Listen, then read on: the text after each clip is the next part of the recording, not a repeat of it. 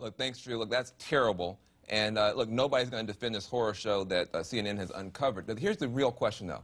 How do we fix this, okay? That's the real question if you care about these veterans. So, number one, you don't start by firing Eric Shinseki before we even know what's going on, okay? A fair investigation might prove that, in fact, Shinseki is the good guy here, trying to raise the standards while bureaucrats beneath him are sabotaging his positive reform. So you don't fire the guy before the investigation. Number two, can we please shut down the kabuki theater here? Okay, we got real people in pain. Let's not forget, though, reckless Republicans started the most recent round of wars, and then Republicans have been blocking the increase for the health care that might have helped some of these wounded warriors. And now, the same Republicans are the ones who are screaming the loudest about a system they helped to overload with their wars and are now underfunding. So can we please stop the hypocrisy Olympics, SE, and just get to the bottom of the situation first? Oh, we're going to get to the bottom of it. I guess I'm not surprised you're blaming all of this on Republicans. I'm just saying there's got to be some,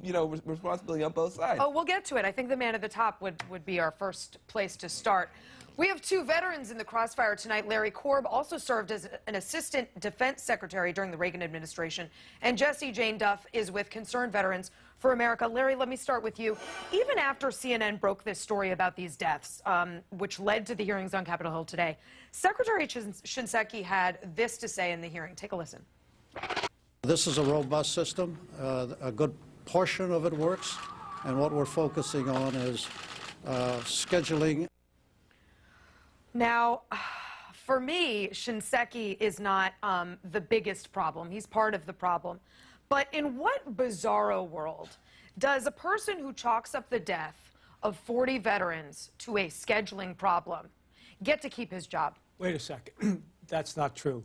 The Inspector General, who also testified today, which you didn't have, said, I've looked into that. There's no evidence that the wait times caused those deaths. And you've got to remember, since General Shinseki took over, himself a wounded warrior, right. Okay, basically the number of people, claims being processed has gone down. The number, the wait times has gone down.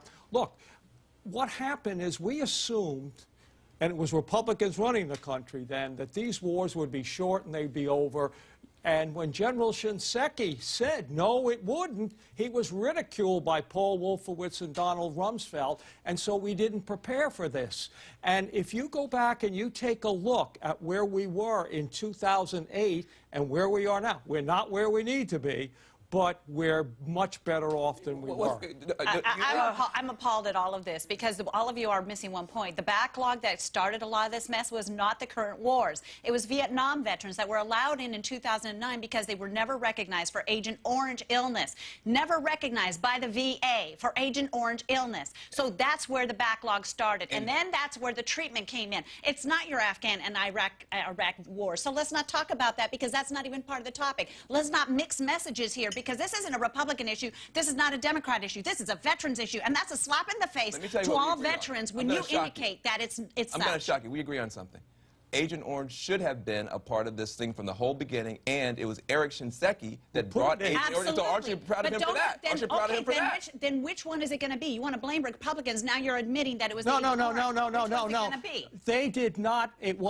No doubt it was the Vietnam veterans, of which I'm one, but it was also the fact that they didn't prepare for the mental illness that has begun to overwhelm the system. Let me just take Jessie's point, and let's agree. Let's move forward and talk about solutions. This is like arguing over why you got pregnant. Okay. You've got a baby. We've got to take care of it. Thank you. We have vets. Right. Whether they exist because of Republicans or Democrats should not matter. We've got them. How are we going to take care of them? So let's focus on the solutions. Okay. 55 veterans died a day by the VA's own records waiting for their benefits in 2011. That's by their own records. That's close to 20,000 veterans who couldn't even get awarded their benefits on time.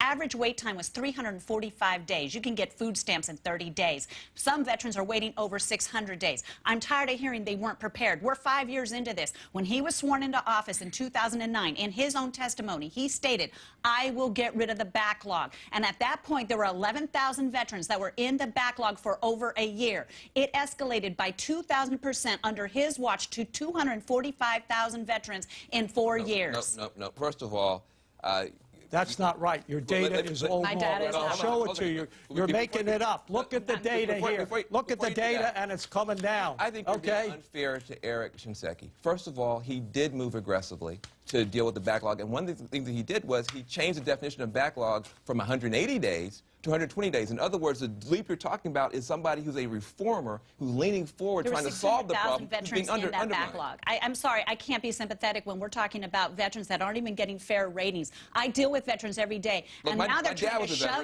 trying to shove these ratings through, and many of them aren't even getting accurate ratings, and the appeals are climbing. We have over 250,000 veterans in the appeals. Average wait time 1,200 days. But Now, why is the Disabled Veterans of America saying he should stay in and commending him? They're the ones most affected. American Legion is asking for him to American Legion is not the disabled veterans. American Legion is not the disabled. I'm a member of Disabled American Veterans. It doesn't mean we all agree. Let me just... Okay, and I am a member of American Legion, and I don't agree either. Van and Larry, one at a time, guys. But Van and Larry, I mean, to your point, let's take your word that Eric Shinseki had all of these great recommendations, and he really was this leader. Doesn't this make the point, though, that the bureaucrats underneath him were unable to implement all of this because it's simply too big and unwieldy? Does it matter what he wanted to do? He didn't get to do it. Well, I think it matters that people cook the books, and they should be held accountable. That's why you have an Inspector General investigation, is what we're trying to do. And again, the Inspector General testified today after General Shinseki. Yeah, and my thing is, look, this is horrible. Everybody is shocked. It's a bipartisan outrage across the country. But the reality is, don't you think that people are jumping the gun? No, because we've been talking about this over 5 years. Let me finish my question. Don't you think that people are jumping the gun to say that he should be fired before there's been an investigation? Under George W. Bush, you had a horrible situation with Walter Reed. Let's get back to this. They did fire executives at Walter Reed. But we didn't follow. No, they didn't fire the Secretary of Defense. We didn't follow Bob Gates. The Secretary of Defense had the authority to fire people, and right now Secretary Shinseki does not. That's the first thing. We got to get the VA Management Accountability Act in there. That's the first thing. The second thing is, when he was asked today by the senator if he would get rid of his management, he said, I don't want to jump the gun on that, and I want to give that, and I want to talk to my IG. Wait a minute. Everybody's talking about Phoenix. I'm sorry, I've been studying this for over a year. You've got 5 dead veterans in Dorn Medical Facility who could not get in on time for colonoscopies, and that is due to mismanagement. You've got bonuses being given to executives when they have gotten mismanagement problems. You've got one in Dayton, Ohio, who had an unsanitary dental facility and still got $11,000 bonus. So you're rewarding executives. Meanwhile, they have junk going on their watch. So it's not just Phoenix. It's all over the nation. Yeah, there's been a lack of accountability, it seems like, for quite a while under Shinseki, and a number of deaths, not just in Phoenix, under his watch. And I think people are getting frustrated that he's not been held accountable. But look, I don't just want Secretary Shinseki to get a pink slip. Next, I'll explain why I want to see someone behind bars. First, today's Crossfire quiz: how many veterans receive health care from the VA every year? Is it 1.7 million, 6.3 million, or 14.2 million? We'll have the answer when we get back.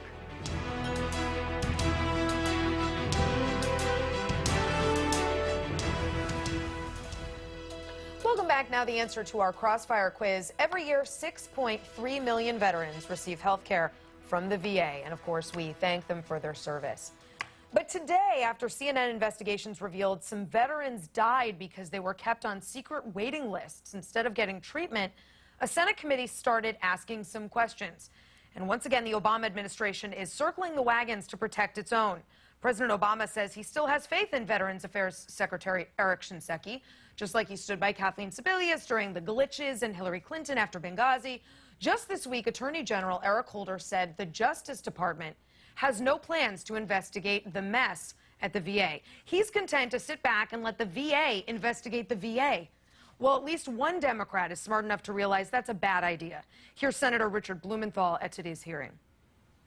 Isn't there evidence here of criminal wrongdoing? That is, falsifying records, false statements to the federal government? That's a crime under the... It should be, yes. And wouldn't it be appropriate to ask for assistance from the Federal Bureau of Investigation or some other similar agency? You'd think so, yeah. In the Crossfire tonight, Larry Korb and Jessie Jane Duff. Larry, you know, the DOJ has not been shy in their investigations. They investigated media leaks. They investigated Sheriff Joe Arpaio. They investigated e-book price fixing, but they have no plans to investigate the deaths of 40 veterans. Why does it seem like instead of holding people accountable, the administration wants to protect the people currently in place? Well, first of all, as I mentioned before, the Inspector General, who, by the way, is independent of the Secretary, he or she is appointed and confirmed by the Congress, reports to the Congress, said there's no evidence that any of the deaths are related to the waiting list. That's him, okay? What he's investigating. Then we'll find... but Larry, even Eric Shinseki today said that the IG is overloaded and has too much work on his plate. Why are we waiting even further to figure out what this reports? We know what happened. No, we don't know what happened. We know whistleblowers. Do you believe Edward Snowden? Okay, I'm asking you. You got whistleblowers here coming out, and that's what you... Now, if the IG is not big enough, you can get more people in the IG. Right. So that's what you need to do. Then if they find criminal thing, then they turn it over to the Justice Department. Do you think criminal charges are going to happen at some point? I don't know, okay? I mean, you know, we always jump to conclusions, and then we find out, hey, we overreacted. Yeah. Now, to you, you would have to agree that this is not a Democrat problem, that the VA has been a bipartisan mess for a while. Wouldn't you agree with that? I would agree that the VA has never been run well. It's government-run health care. It's a government bureaucracy. It's the second largest bureaucracy next to DOD. So it's not run well. And so it's a bipartisan problem, and frankly, the Republicans had an opportunity to help fix it. I want to show you something that was said by somebody I think that you would actually respect, somebody, you mentioned the American Legion. He says, I don't know how anyone who voted no today can look a veteran in the eye to justify the vote. He's not talking about this mess. He's talking about the vote in February where Republicans stood together in the Senate and blocked more help for the VA. Aren't you concerned about Republicans also not doing right by veterans? That's a misleading argument what you're saying there, because more help for the VA was also going to allow more veterans into the system who didn't even have service-related disability. You cannot have a system that can't even take care of those with service-related disability and have everybody who checked the box and was a desk jockey get into the VA. They can't handle what they've got. So that's a misleading argument. I do believe that the VA is being mismanaged and has increased in that in the last 5 years significantly. Wait. I want to just pin you down on something here, because what you just said I thought was shocking and disappointing. There was a bill that was a real opportunity and a real shot to protect pensions for people who serve this country. Bernie Sanders bill? Are you saying? You're talking about Bernie Sanders bill? Hold on a second. Are you saying that the only people you think who serve this country, who need help and support, are the ones who had a weapon? You're saying that all of our service That's not what I said. That's not what I said. Are you calling them desk jockeys? Are you calling them desk jockeys? Is that Bernie Sanders bill you're talking about? Yes. Because Bernie Sanders bill wanted to allow everybody who served to go into the VA medical system, and you can't do that. The VA is set up for service-related disability. If you served 4 years and you got hurt, you can get service, but you can't just come back 60 years later and say, I served 20 years ago, and you need to get served by the VA. It's not, it's service-related disability. The VA, you got it wrong. The VA allows you, if you have served and you have financial problems where you can't get it, they let people in like that. And you mentioned earlier about the Agent Orange thing coming back. We don't know now people who, you know, had no disability. When I got out, they didn't know about Agent Orange when we left and never talked about it. A couple of years ago, I came down with colon cancer, and the doctor said it was probably Agent Orange. I didn't go to the VA because, thank God, I work at a place that has good health insurance. But you don't know. And that's what Bernie Sanders' bill was trying to say. 22 million veterans in this country, and they can't even serve the 6 million that we have now. You're going to saturate a system that would collapse it. Well, that's what I'm saying. Let me address that. I mean, some have argued, and some are continuing to argue, that this is Republicans blocking votes and a lack of funding on the part of Republicans. And a panel of experts today resoundingly rejected the idea that this is an issue of funding. The VA has increased its funding, doubled it, in fact, between 2001 and 2013. It's got 300,000 employees. This isn't an issue of funding and staffing. Isn't this an issue, as we said, of unwieldy bureaucracy that cannot be managed? Well, there's no doubt about the fact that it's a giant bureaucracy and we've had trouble managing it. But I would argue it's getting much better. since Rick Shinseki's been in there, the number of people receiving care is up 20%, okay? His budget isn't up 20%. You were going back to 2001. It has increased. Things are getting better. The number of claimants has gone down from 800,000 to 500,000, okay? So when you say things are, is it perfect? Heck no. And I think we need to, when we go to war, regardless of whom, to count that as a cost, because you owe it to those men and women for all of the time. Very good. Well, stay here. We want to get you guys at home in on this argument. And please weigh in on our fireback question. Do you think at home, should Secretary Shinseki resign from the Department of Veteran Affairs over this? Tweet yes or no using hashtag Crossfire. Going to give you the results after the break. We also are going to have our outrages of the day. I am personally outraged about something that happened today at lunch. I'll tell you about it when we get back. Let's check our fireback results. We asked you at home, should Secretary Shinseki resign from the Department of Veteran Affairs? Right now, 43% of you say yes, and 57% say no. So listen, after today's testimony, based on this, do you think he's going to be able to survive this whole thing? I think he's going to survive because under this administration, they all survive. Oh, that's just They terrible. do. Well, no one's held accountable. It's true. No one goes. What do you think? I think he'll survive, basically because he's done a good job with the mess he was handled, not just from the Bush administration, but from many other long period of time. And basically, he himself is a disabled American veteran. Don't you think he's actually being undermined by people under him? Hasn't he put forth, even on Agent Orange, he did what you want him to do, and now you're against it? I would just say that I applaud him for bringing in Agent Orange. I don't applaud him for being ill-prepared to manage it. We've had scandal after scandal. People were talking about Phoenix. This goes back years, and I have highlighted many of these scandals, and they should have been investigated a long time ago. Where there's smoke, there is fire, and if they started investigating, they would have found this. Jake Tapper asked it today. How many letters, how many dead veterans before someone is held accountable? I want to appreciate both of you for your service.